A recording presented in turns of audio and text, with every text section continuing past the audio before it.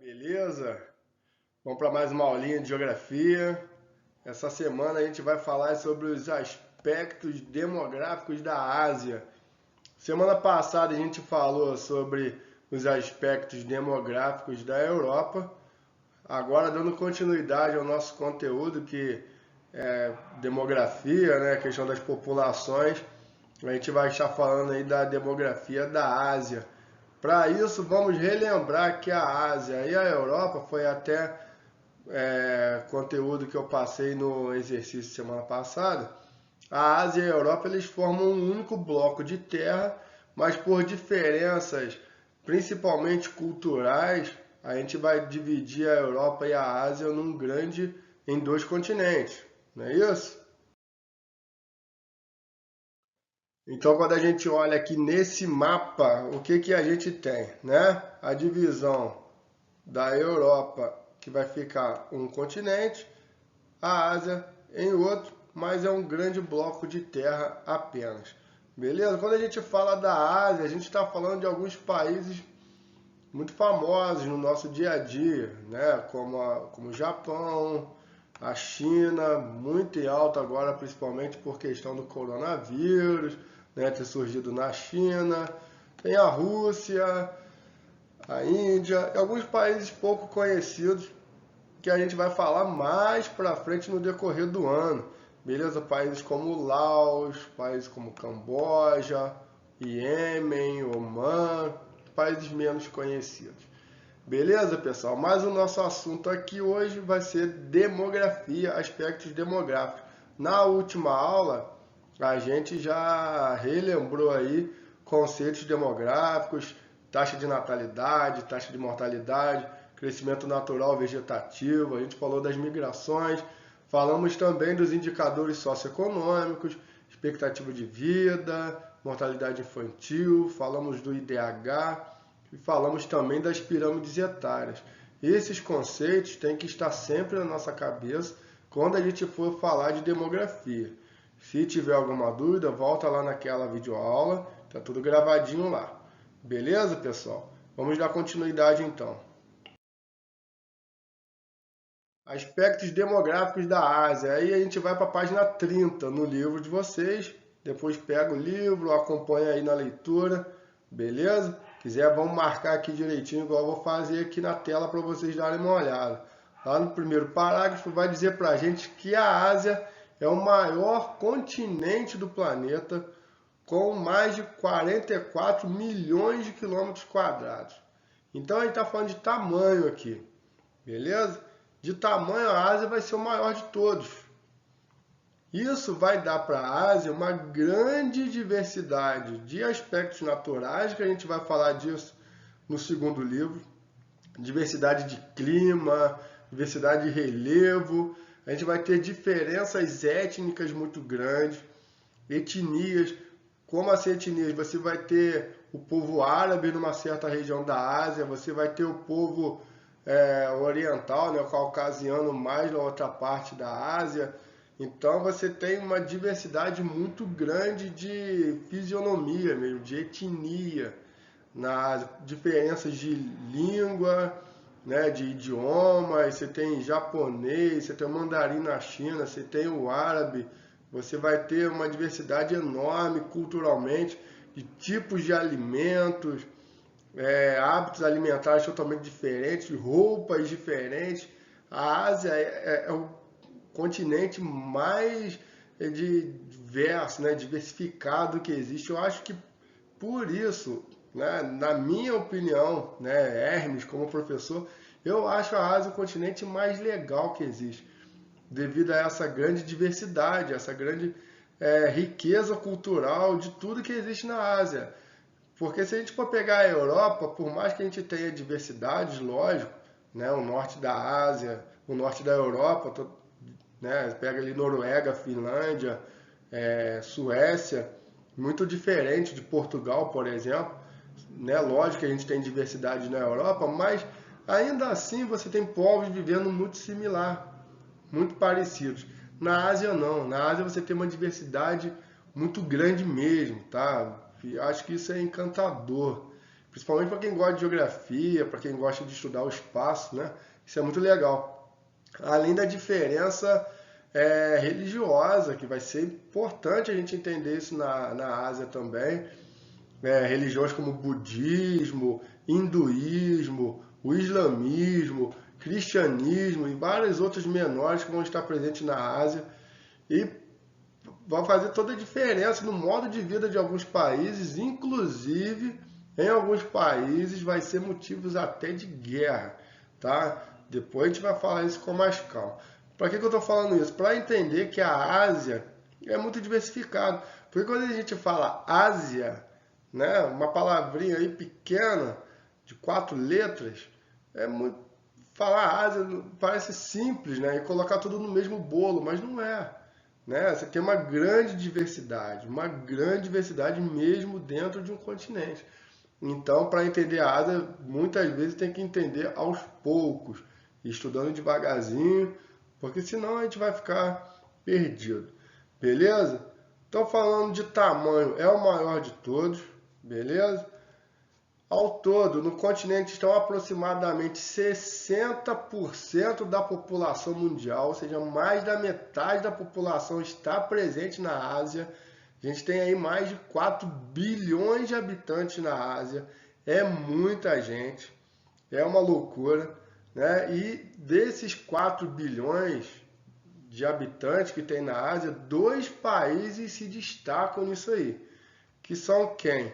Está aí no livro para a gente, nesse segundo parágrafo, a China e a Índia. Né? Eu marquei aqui de amarelinho, quase não apareceu. A China e a Índia, que juntos têm cerca de 35% da população mundial. Os 2 países mais populosos do mundo, a gente vai falar deles daqui a pouco. É muita gente na China e na Índia. Beleza? Vamos dar uma olhada nesse mapa aqui. Mapa da população, né, mundial aí, com destaque exatamente para a Índia e para a China, que vão ter as 2 maiores populações mundiais.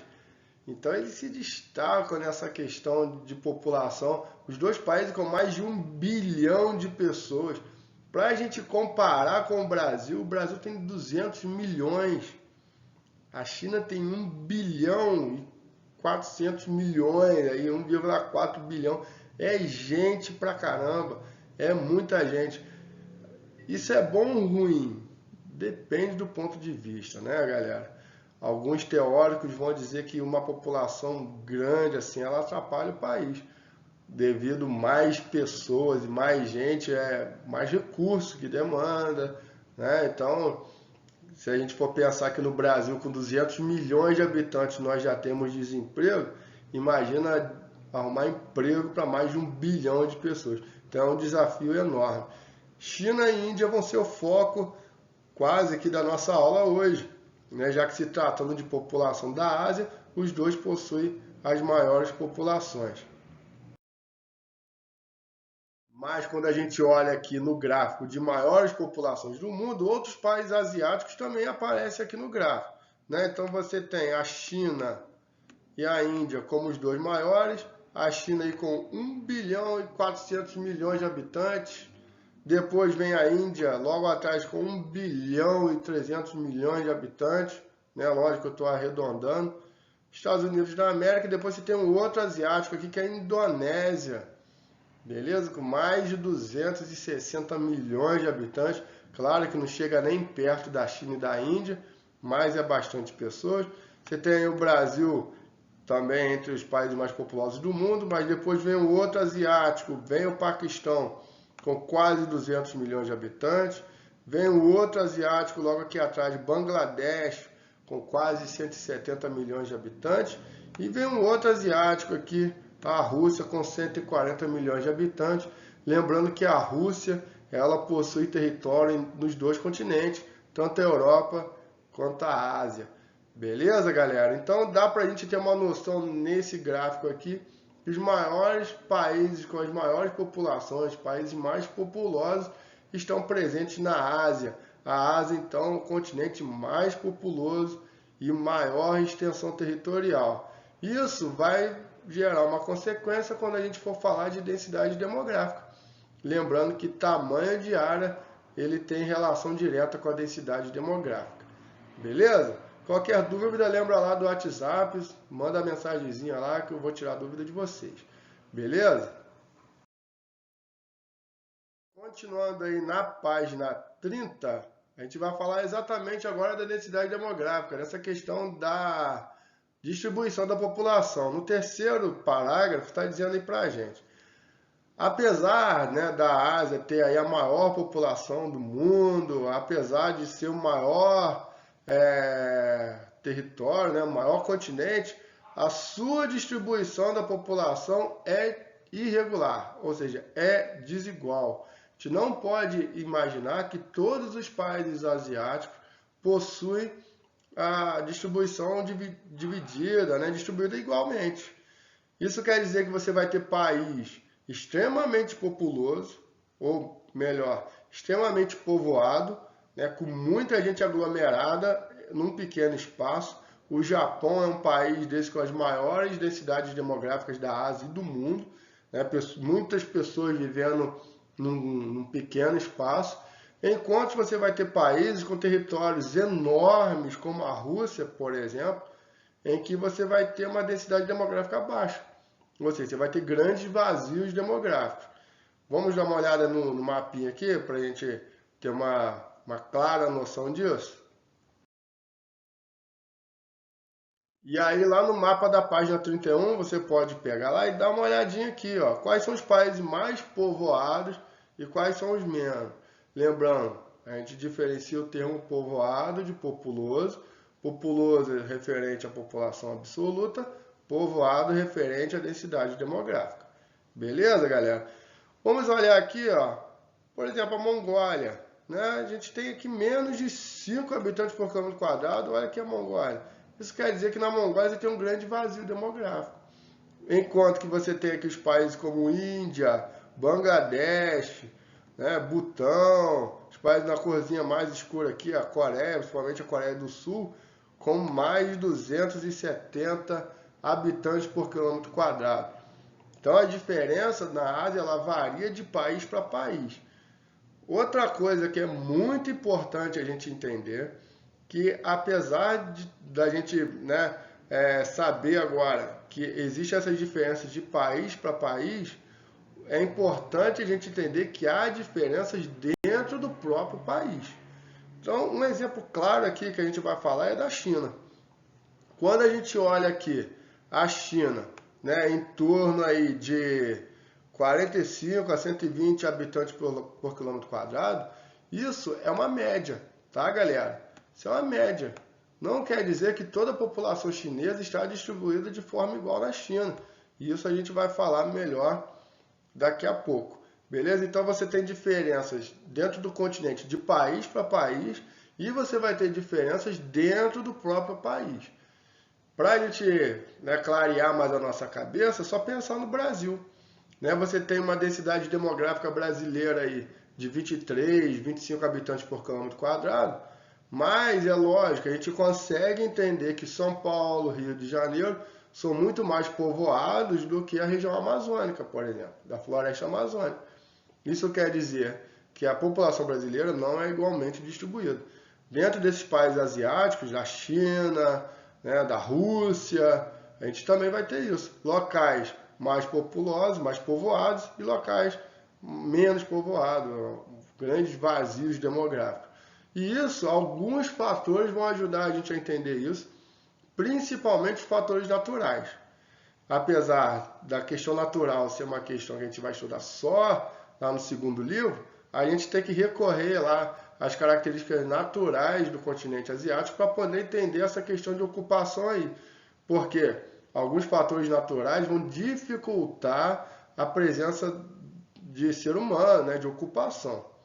Quais, por exemplo? Vamos dar uma olhada aqui. Uma delas é a questão climática, né? De temperatura. Aqui nem vamos pegar a questão climática, mas de temperatura para a gente dar uma olhada aqui e entender isso. Aqui no gráfico a gente vai ter a cor azul, que está representando as temperaturas mais baixas, e a cor aqui mais próxima do vermelho, do laranja, representando as maiores temperaturas. Se a gente for pegar aqui a porção mais norte da Ásia, né, a gente vai ver que quanto mais para o norte vai ficando cada vez mais frio, mais azul. Isso porque a gente está se afastando cada vez mais da linha do Equador. Lembrando que a linha do Equador é a parte mais quente do planeta. Então, quanto mais a gente se afasta, vai ficando mais frio. Então, a temperatura aqui, no caso, o frio, ele é um grande limitador de ocupação. Isso quer dizer que nas áreas mais ao norte da Rússia, uma região aí conhecida como Sibéria, né, na Rússia, vai ser a parte menos habitada, menos ocupada ali. Não que não tenha pessoas lá, a gente vai ver que existe, mas existe menos pessoas lá. Enquanto então onde a gente vai ter as maiores concentrações de pessoas na parte sul da Ásia, a parte mais quente, não é isso? A parte que vai ter mais próxima aí da linha do Equador, é a parte mais quente. Então, o clima sendo um desses fatores. Só o clima? Não, tem outros fatores também. Outro fator importante para a gente estar olhando aqui na Ásia é o fator relevo. E isso aqui a gente tem que ficar de olho nessa parte aqui no meio do mapa, que é a Cordilheira do Himalaia. A gente vai falar disso melhor lá no segundo livro. Vai ver o processo de formação do Himalaia, toda essa questão. Mas eu já adianto para vocês que Himalaia é a maior cordilheira de montanhas do mundo. E é lá, inclusive, que vai ficar o Monte Everest, o K2, montanhas muito conhecidas mundialmente por alpinistas que vão subir lá. O Himalaia ele passa de 8.000 metros de altitude, né? A gente chama a parte mais alta do planeta aí. Para você ter noção, um avião ele sobrevoa aí a 10.000 metros de altitude e o Himalaia chega a 8, quase 9, ou seja, quando você olha para o céu, é quase lá que chega o Himalaia, muito alto, né? Então toda essa parte aqui do Everest, né? Toda essa parte aqui mais escura, então você tem a presença aqui do Himalaia, beleza? Além de grande parte aqui no nortezinho, aqui, principalmente da China, ser deserto, tá? Tem deserto também aqui, ó, na parte da Arábia, que a gente vai ver isso melhor na outra imagem. Mas eu quero que vocês fixem mais aqui a presença principalmente do Himalaia, principalmente ali próximo da China. Também vai ser um grande dificultador de habitação, né? Poucas pessoas vão habitar lá nas partes mais altas do Himalaia.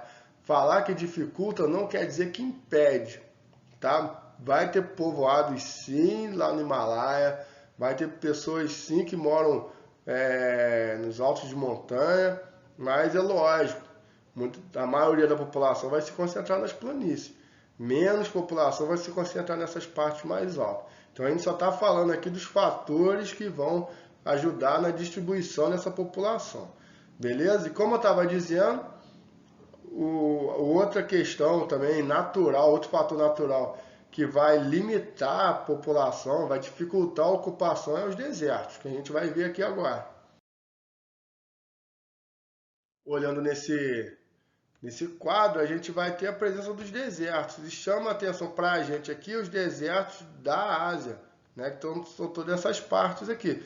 Então, você vai ter, por exemplo, países inteiros que são desertos, né? Como Omã e Iêmen, aqui na Península Arábica, a própria Arábia Saudita, Irã, né? Países que eram ex-União Soviética, a gente vai falar deles mais para frente, como Turcomenistão, Quirguistão, todos eles desérticos, e parte norte aqui da China e parte da Mongólia também com grandes desertos, aí o deserto de Gobi, por exemplo. Então, essa presença de desertos aqui na Ásia vão dificultar aí a ocupação humana, vão aí ajudar a distribuir, né, a população da Ásia de forma mais desigual. Então, relembrando, pegar esse mapa, a gente vai ter um norte mais frio, a gente vai ter aqui na China a presença aí da Cordilheira do Himalaia, e nessas outras partes aqui a presença dos desertos, não é isso? Presença aqui dos desertos. O que isso vai influenciar aí na distribuição da população agora pelo continente asiático? O resultado vai ser basicamente isso aqui que a gente está vendo. Grandes vazios demográficos em algumas áreas da Ásia, como aqui no norte do continente, como a gente já viu ali nos slides passados, basicamente devido ao clima frio aí no norte da Rússia. Quando a gente olha aqui, ó, a gente vai ver o nível de densidade demográfica conhecido como baixo, né, caracterizado como baixo, exatamente devido ao clima. Outro grande área de vazio demográfico a gente vai ter aqui entre a China e a Mongólia. Por que a gente vai ter esse grande vazio demográfico aqui na China? Voltado basicamente pela Cordilheira do Himalaia e aqui basicamente no norte da China e da Mongólia, o grande deserto, né? Você tem o deserto de Gobi, o deserto de Taklamakan, por exemplo. E outra área de desertos aqui na Ásia vai ser aqui na Península Arábica e parte do Irã, né? A Península Arábica aqui no Irã, grande, né, parte desértica e grandes vazios demográficos aqui. Então, lembrando, clima frio, presença da Cordilheira do Himalaia e a presença de desertos vão ser grandes fatores limitadores da ocupação humana na Ásia, né, em algumas áreas. É importante a gente lembrar, como eu já disse, isso são fatores limitantes. Quer dizer que tenham menos ocupação. Não quer dizer que sejam fatores que vão impedir que não tenha ocupação no alto do Himalaia, que não tenha ocupação no deserto, que não tenha ocupação em áreas de frio, que é o que a gente vai continuar vendo agora no livro de vocês. Pegando aí, ó, na página 32, e é basicamente isso que eu estava falando agora. Pegando aí, ó, os obstáculos naturais impõem alguns empecilhos para a ocupação humana. Mas, como sabemos, a humanidade desenvolve diversas adaptações para habitar regiões muitas vezes, né? São desafios para a permanência e o povoamento. Então, apesar de serem áreas que vão ter vários empecilhos para a ocupação, o ser humano ele consegue se adaptar nessas condições, se adaptar a essas regiões, através de técnicas ou mesmo de costume, né? E aí você vai se acostumar a viver naquela região, você vai desenvolver aí alguns hábitos, igual está dizendo aqui, ó, tais adaptações são dos fatos que moldam e criam diferentes hábitos e culturas. Então a população muitas vezes ela vai se adaptar a viver naquele clima frio, né? Ou lá no deserto, ela vai criar uma condição de vida própria para viver no deserto. Ou no alto de montanha, que também é muito frio, né? Lembrando que na questão da altitude, e ela vai conseguir se adaptar. O ser humano, ele tem essa característica, né, de conseguir se adaptar às condições mais adversas. E aí, apesar dessas condições naturais limitar, ela não vai impedir, beleza? E é isso que eu quero que vocês entendam. Vamos dar uma olhadinha aqui. Exemplos, né? A gente vai ter aqui no Butão, por exemplo, que é um país que fica entre a China e a Índia, que é basicamente na Cordilheira do Himalaia, e você olha como, né, a engenharia humana, o ser humano, ele consegue se adaptar. São casas basicamente aí no meio da pedra, no meio da rocha, né? Outro exemplo, a gente vai ter o frio lá, principalmente da região da Sibéria, lá na Rússia, temperaturas baixíssimas, chegando aí quase a menos 30 graus, e você tem ocupação humana, você tem pessoas que moram em regiões tão frias. E o último exemplo, pessoas que conseguem se adaptar e viver nos desertos, que também não são condições favoráveis à ocupação humana, mas você tem ser humano que consegue se adaptar a essas regiões. Beleza, galera? Gostaria aí de morar em uma região dessa aí? Onde você preferia morar? No alto da pedra ali? Lá no frio lá da Sibéria ou no deserto? Fica aí um convite aí para você visitar algumas áreas dessas aí. Beleza? Vamos dar continuidade aí. Falando agora basicamente sobre a população chinesa. Vamos falar da China, população chinesa. Começando aí no primeiro parágrafo, em 2017 a população chinesa era de 1 bilhão e 400 milhões de habitantes, igual a gente já viu no gráfico, mais de 1 bilhão, a maior população do planeta está lá na China, beleza? Para se ter uma ideia, esse número corresponde a mais de 6 vezes a população brasileira no mesmo ano, lá em 2017. 6 vezes, pega 6 Brasis e coloca lá dentro da China. Muita loucura, né, galera? Outra coisa importante da gente ver é que, no entanto, seus habitantes não se encontram homogeneamente distribuídos. A maior parte se concentra na costa leste, principalmente nas proximidades de dois importantes rios chineses, que a gente vai falar deles melhor lá no segundo livro. O que isso quer dizer? Apesar da China ter essa quantidade enorme de população, e a China tem até um território grande, é o terceiro maior país do mundo em área, em extensão, essa população não é distribuída dentro da China de forma igual.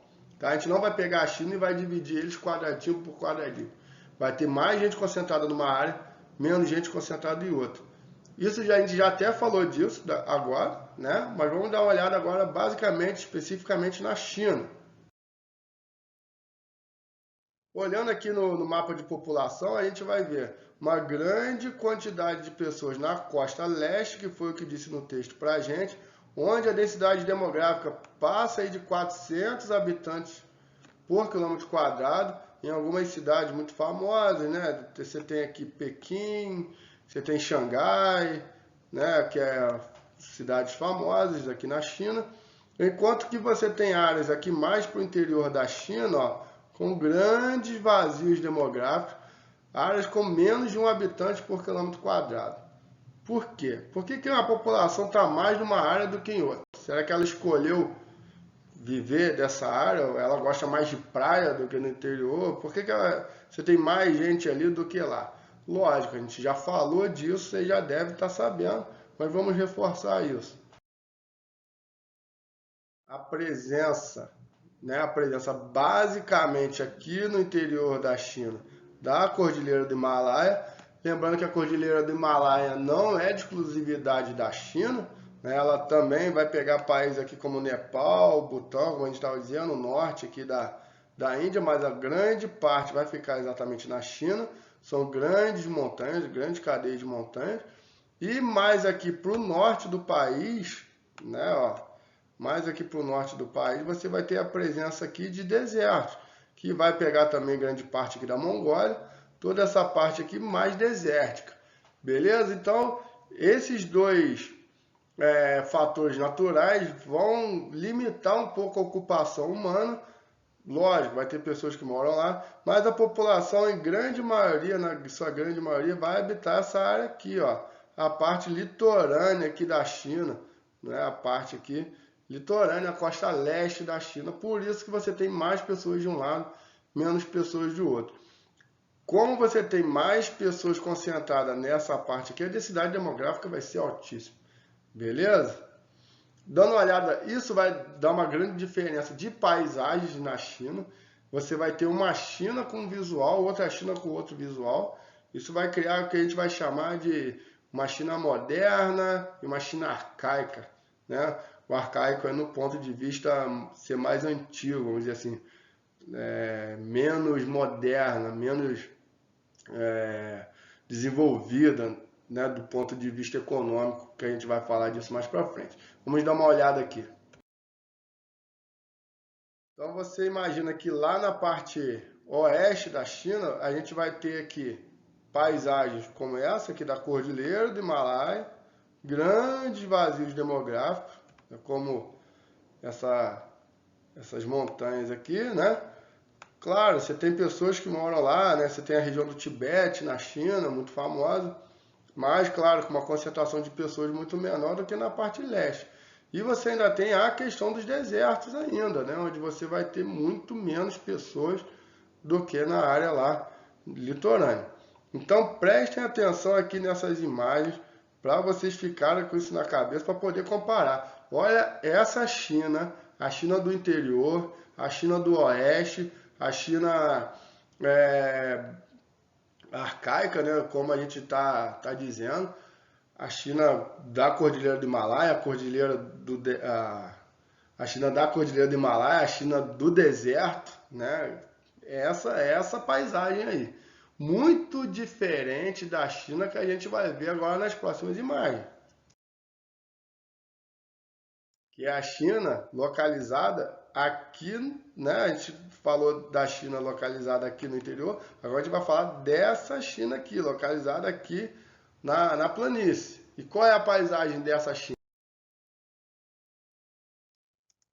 Vai ter esse tipo de paisagem, né? Olha isso, né? Olha a diferença daquela China para essa China. Você vai ter cidades muito grandes como Xangai, né? E Pequim, que está aqui nessa última imagem aqui. Essa aqui é Pequim, né? Olha a diferença. Prédios enormes, carros na rua, edifícios, né? Muito grandes. Isso é lá naquele lado leste da China, mais próximo do litoral, onde se concentra a maior parte da população. Beleza? Então você vai ter duas diferenças, duas paisagens. Por isso que não é legal a gente falar de China como uma coisa só. Você tem muitas diferenças internas. Assim como falar da Ásia como um todo, né? Não dá para falar Ásia é assim. Não, a Ásia é muito diversificada, assim como alguns países asiáticos. E aí a China vem mostrar isso para a gente, né? Diferença aí de população, como que é diferente de um lado e o outro lado da China. Beleza? Outra questão muito importante que a gente vai falar da China é o que a gente vai ver continuando aí no livro de vocês. Lá na página 34, né? Vai falar para a gente que a província de Guangdong é a mais populosa do país, com mais de 100 milhões de habitantes. Lembrando que quando a gente fala aqui de província, é como se fosse estados, né? Então, como se fosse São Paulo, Rio de Janeiro, Minas Gerais aqui no Brasil, Guangdong é o estado, vamos dizer assim, mais populoso da China, a província mais populosa. E algumas cidades, né, estão entre as mais habitadas do mundo, né? As principais aqui, ó, e maiores cidades são Xangai e Pequim. Eu mostrei a imagem para vocês ali atrás, aquelas cidades com prédios enormes, muito carro, era Xangai e Pequim. Elas têm, respectivamente, 23 milhões de habitantes, ou seja, Xangai com 23 milhões de habitantes e Pequim com 20 milhões de habitantes. Isso em uma cidade com 23 milhões de habitantes e uma cidade com 20 milhões de habitantes. Para você ter ideia, São Paulo, aqui no Brasil, a região metropolitana de São Paulo tem ali cerca de 19 milhões de habitantes. A cidade, eu estou falando da região metropolitana. Então, para falar de São Paulo, da região metropolitana, eu estou falando de São Paulo, Guarulhos, Santo André, São Bernardo do Campo, todas elas juntas dão 19 milhões de habitantes. E a China, né, só Pequim, só a cidade de Pequim tem 20 milhões de habitantes. Rio de Janeiro, a cidade do Rio de Janeiro tem 6 milhões de habitantes. E já é enorme, né?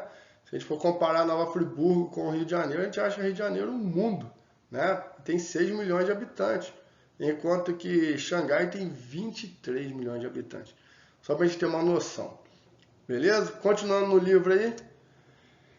O governo chinês reconhece a existência de mais de 50 grupos étnicos no país. Ah, tá. O que isso interfere? Isso vai interferir quando a gente for falar ali da política do filho único, tá? Então, grava isso, que a China tem 50 grupos étnicos diferentes. Dentre esses, a maioria da etnia Han, com 92% da população. E a segunda mais numerosa é a Zhuang, né, com 1% da população.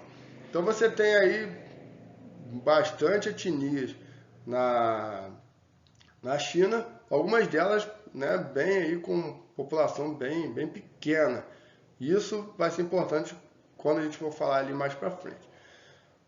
Nos últimos anos, políticas de controle de natalidade colaboraram para a redução da taxa de natalidade e, consequentemente, para a redução da velocidade do crescimento populacional chinês.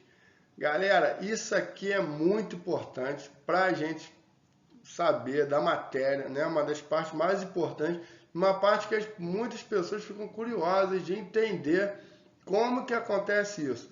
Política do filho único. Isso está ligado a um controle de natalidade, né? Esse é controle de natalidade. Lembrando que controle de natalidade está ligado à teoria demográfica malthusiana. Isso, matéria lá do 7º ano. Vamos recordar um pouquinho. O que seria o malthusianismo? Malthus, né, que desenvolveu a teoria malthusiana, era lá um cidadão norte-americano que viveu lá no finalzinho do século XIX, né, 1800 e pouco, e ele, né, entendia que a população cresceria em ritmo diferente da produção de alimentos. Para ele, a população cresceria mais que a população de alimentos, e por isso chegaria um determinado momento em que haveria um choque, né? Haveria guerra, haveria miséria, e principalmente guerra por comida, né? E aí o Malthus, ele defendia, como ele era um pastor evangélico, né? Ele defendia que se fizesse um controle populacional para que se evitasse esse colapso aí, né? Essa guerra. Ele defendia que fizesse um controle populacional. Daí a ideia de controle populacional. Então toda vez que se fala em controle de natalidade, controle populacional, a gente está se referindo à ideia de Malthus. Só que Malthus, né, a ideia dele era basicamente controlar a população de uma forma que muita gente, né, tem um estranhamento, porque ele, como pastor evangélico, ele não difundia os métodos anticoncepcionais. Então, para ele, a população deveria fazer abstinência sexual, realmente, né? Deixar de fazer sexo. E ele é mais radical ainda, quando ele fala que, na verdade, quem deveria fazer abstinência sexual deveria ser os pobres, né?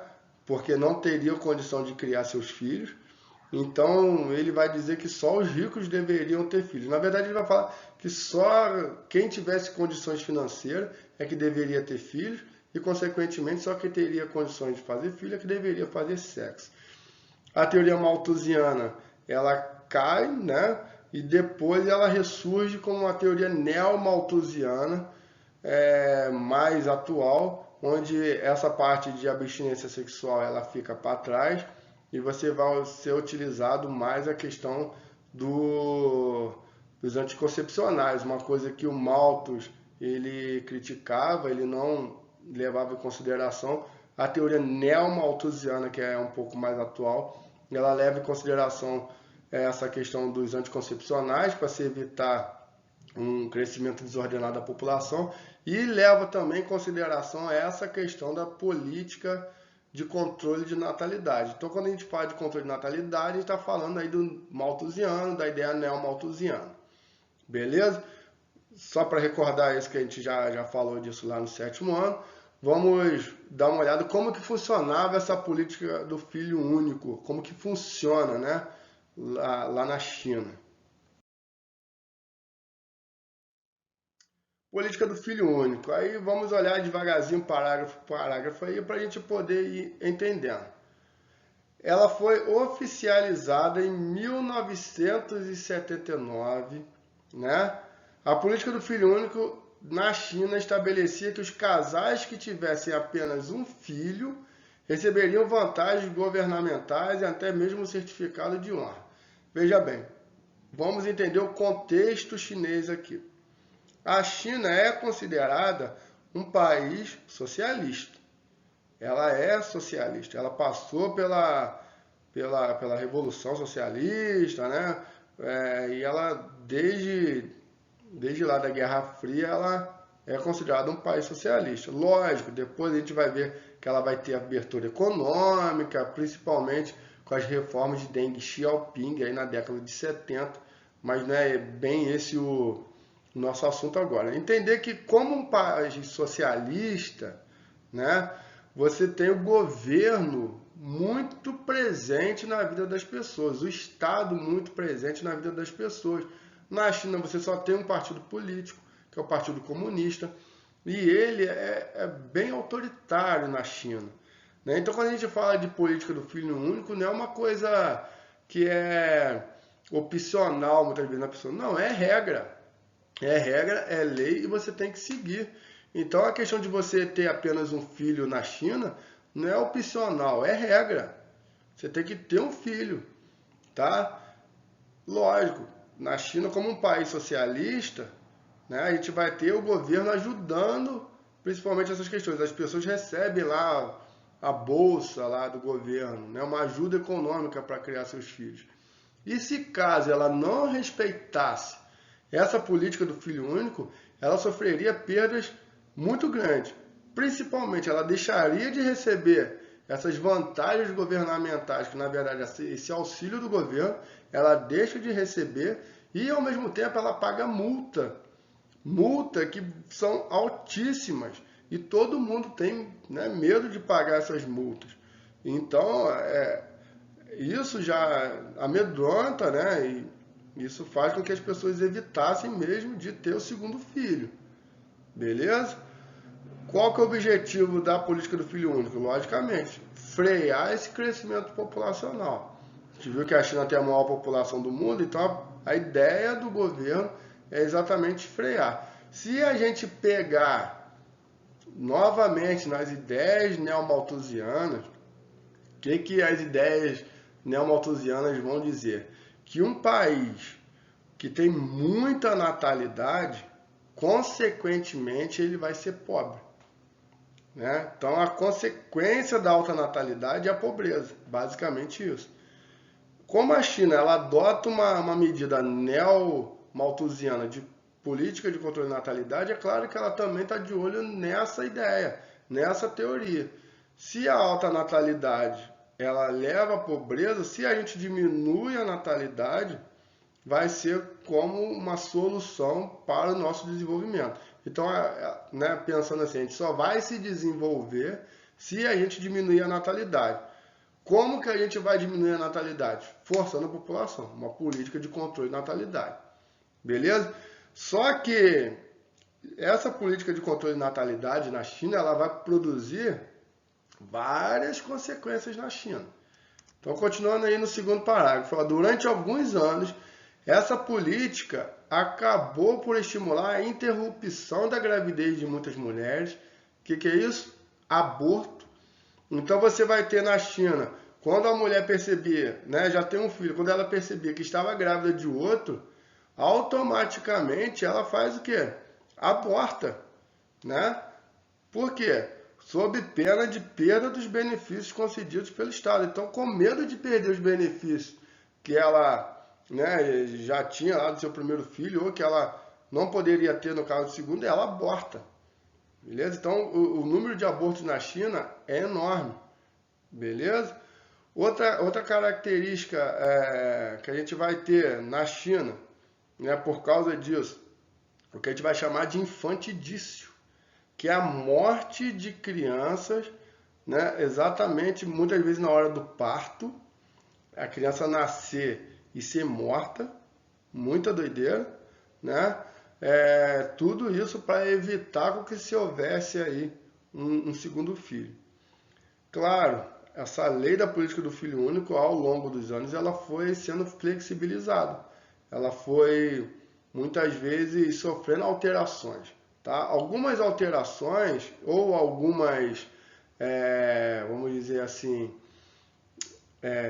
exceções na lei da política do filho único, se dão principalmente aqui, ó, continuando, as exceções principalmente para grupos étnicos minoritários na China. Então, quando eu disse para vocês gravarem essa ideia que a gente tinha mais de 50 grupos étnicos na China, é exatamente porque a minoria das etnias, os grupos étnicos, ou seja, com menos pessoas, eles estavam eles não eram obrigados a seguir essa norma, exatamente para proteger essa etnia para que ela não acabasse, né? Então ali você não seguia essa regra de grupos étnicos ali com pouca gente, e outro grupo de pessoas que não seguiam essa regra é aqui, ó, as pessoas que viviam em áreas rurais. Então na zona rural você tinha uma regra diferente da zona urbana. Na zona urbana você tinha aí um filho por casal, né? Um filho por mulher, na verdade. E enquanto que na zona rural você tinha aí a flexibilidade de ter dois, principalmente se o primeiro fosse menina. Então nasceu a primeira filha menina, você poderia ter o segundo. Isso está ligado também na China à preferência do filho homem, tá? Na China você vai ter uma preferência pelo filho homem. Isso vai causar um grande número de abortos quando se descobriam que o filho era menina. Então, via a filha menina lá, né, fazia a ultrassonografia, via que era menina, automaticamente muitas mulheres abortavam por causa da preferência pelo filho homem. Por que havia essa preferência do filho homem? Exatamente porque o homem serve como força de trabalho, né, o que vai trabalhar, e na zona rural é o que vai trabalhar no campo para ajudar em casa, beleza? E você tem na China uma questão de costume, que é quando os idosos, né, estão muito idosos, dele ir morar na casa lá dos filhos mais novos. Só que a filha menina, nesse caso, ela ia morar na casa, né? Ela casava, saía de casa e ia morar na casa do marido, né? Então, meio que os idosos ficavam sem ter para onde ir. E aí, se no caso fosse filho homem, para ele seria mais fácil. Então, você tem aí a preferência aí da questão do filho homem, né? Isso vai causar um grande desequilíbrio de gênero na China, onde você vai ter uma geração recente de muito mais homens do que mulheres, tá? Você vai ter uma grande quantidade de homens. Isso vai gerar na China, nas recentes gerações, uma falta de mulher. Olha que doideira. Você vai ter muito mais homem que mulher. E para suprir essa falta de mulher chinesa, muitas vezes isso vai impulsionar o tráfico de mulheres, beleza? Principalmente de países do Sudeste Asiático, ali da Malásia, da Tailândia, mulheres que vão para a China se prostituir por causa da falta de mulheres. Então, como você está vendo, são várias consequências que essa política do filho único foi causando na China. Beleza?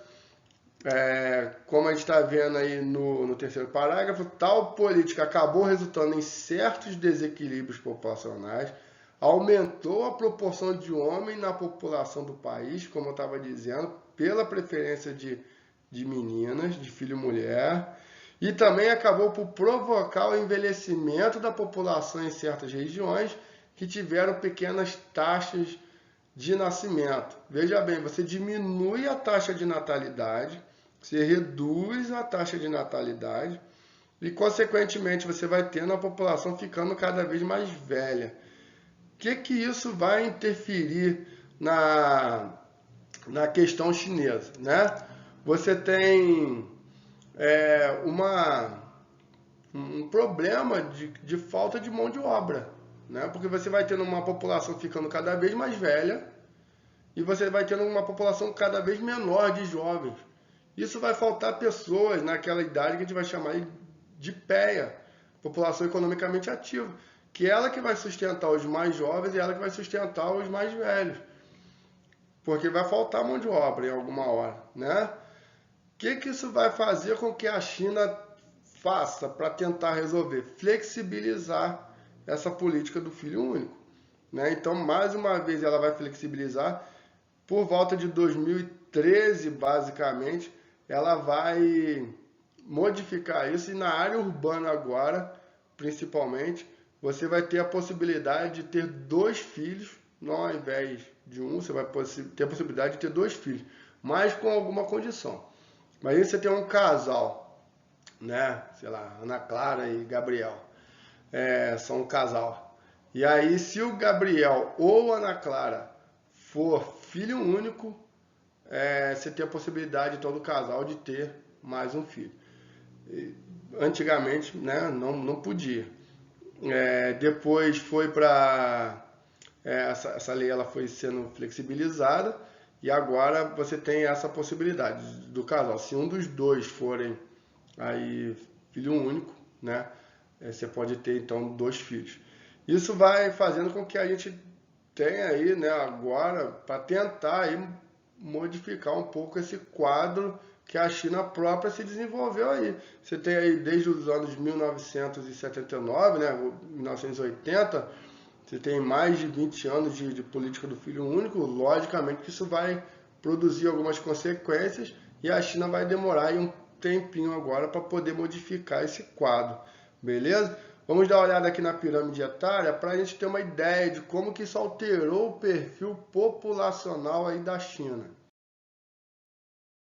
Então você tem aí a pirâmide etária lá na página 34 e ela tem 3 cores aqui, né? O verde, o roxinho e o laranja, cada um representando um tempo, né? Então você tem aqui a pirâmide etária verde da população de 2000, você tem aqui do roxo a população de 1982 e você tem aqui a população de 2050, que seria, né, uma projeção aí mais para frente. O que a gente vai ver aqui? Em 1982 você tinha, né, a pirâmide etária vindo para cá. O que vai acontecer no ano 2000 aí, né? 20 anos depois, uma redução da população da base da pirâmide, que é a população mais jovem, né? Você tem essa redução, né? Dos dois lados aqui, ó, você tem a redução para cá, para a parte aqui, ó. Então você tem essa redução na base da pirâmide, quer dizer que você tem menos crianças nascendo, né? Você tem a redução da população de crianças, principalmente. Consequentemente, aqui no topo, olha só o que a gente vai acontecer da parte roxa, que é de 1982, para verde. Você tem aqui, ó, um aumento, não é isso? Você tem aqui, ó, um aumento dessa parte da pirâmide, ó, dos dois lados. Isso quer dizer que lá no topo, né, você tem um aumento da população, o quê? Idosa, ó, acima de 70 anos. Você tem um aumento da população idosa. Quer dizer que você está causando aqui, no caso, o envelhecimento da população. Você está aumentando o topo da pirâmide e encurtando a base da pirâmide. Certo? Essa aí é a grande ideia que a gente vai tendo, né, nas mudanças da estrutura etária da China.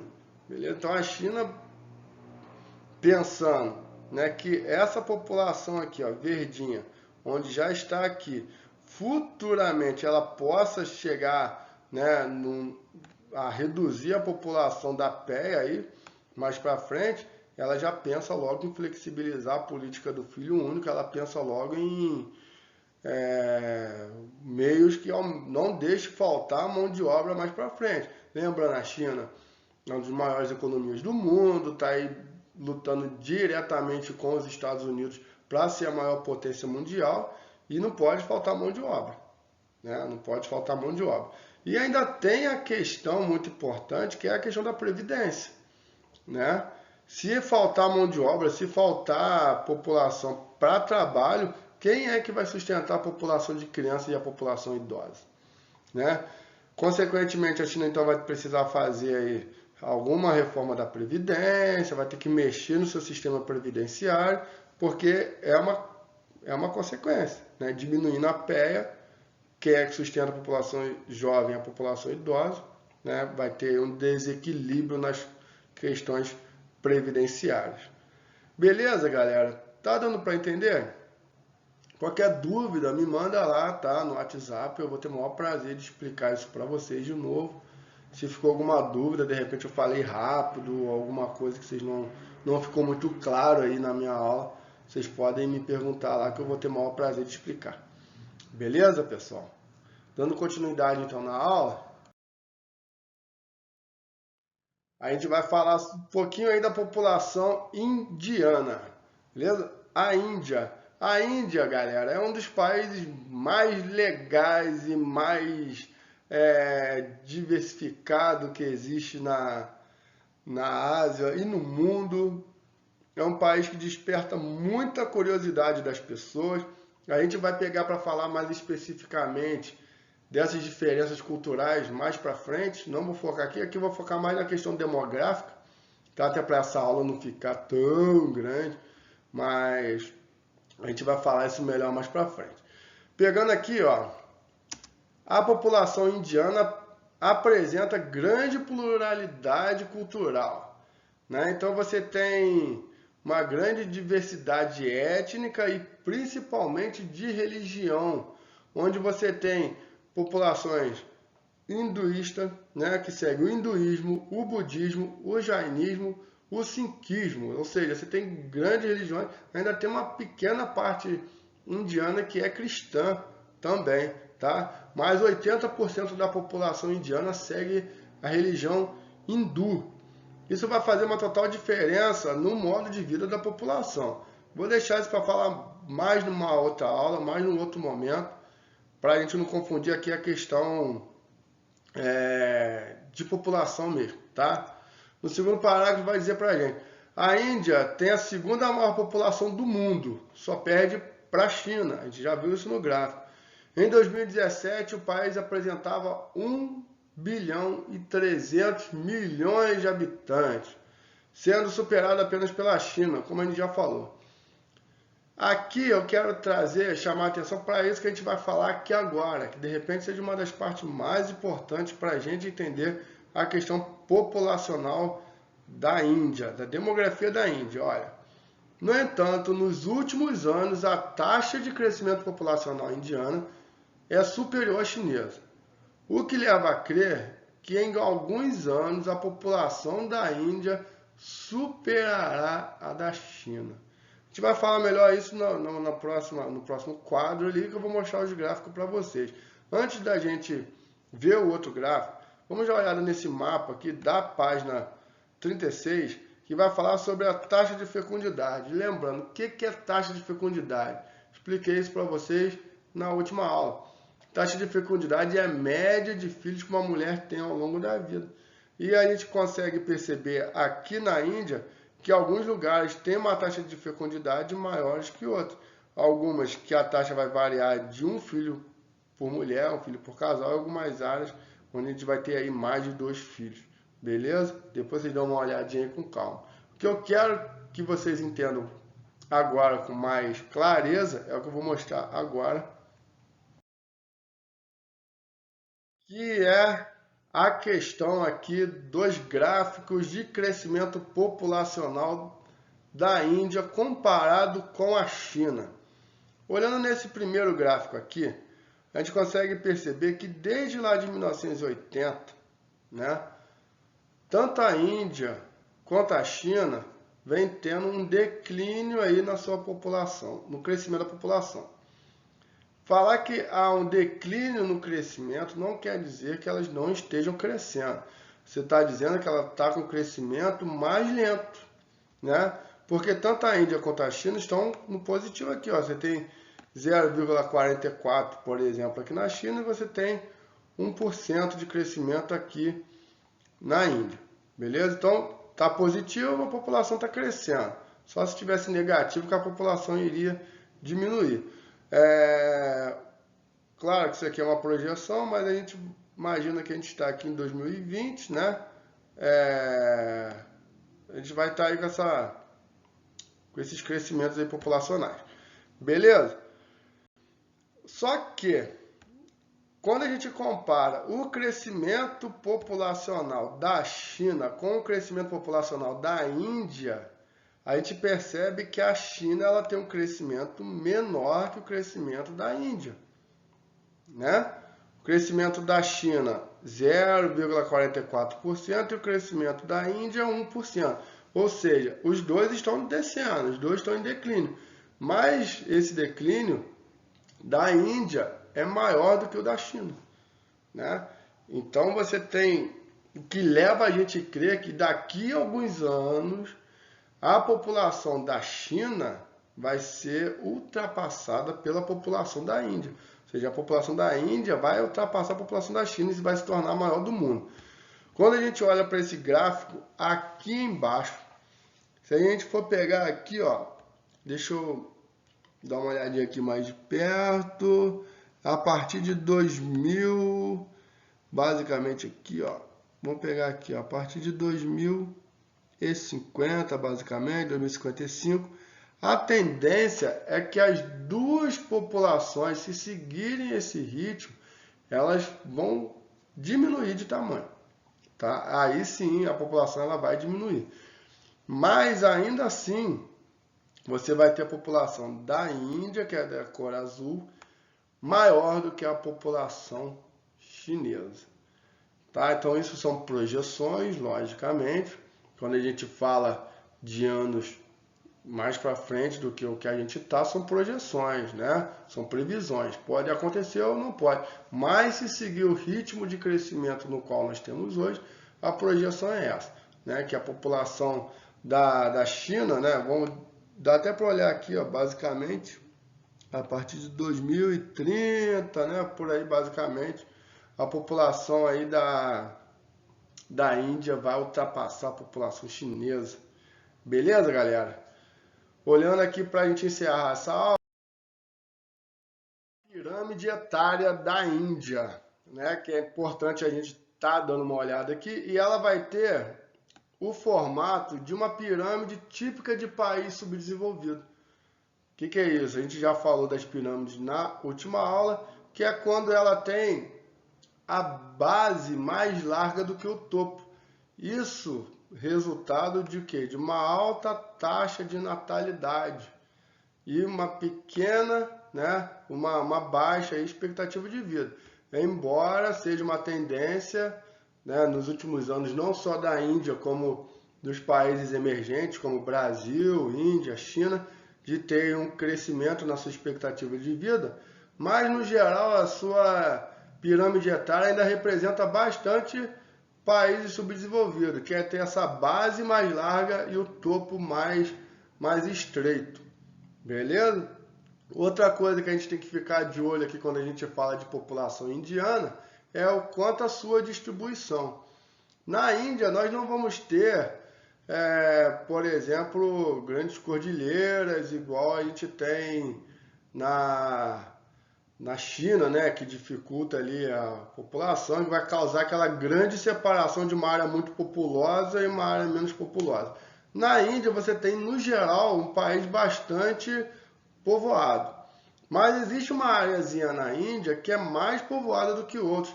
E isso também está muito ligado a um fator natural e um fator cultural, que é a presença do rio Ganges, né? Então, ó, as áreas de maior adensamento populacional na Índia estão localizadas ao longo do rio Ganges, que atravessa o norte, o nordeste do país.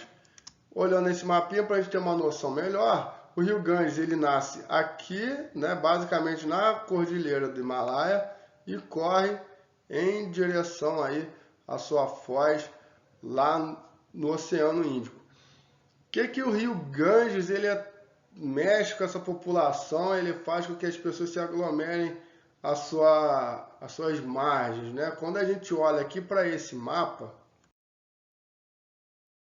a gente vai estar dando uma olhada, olha só.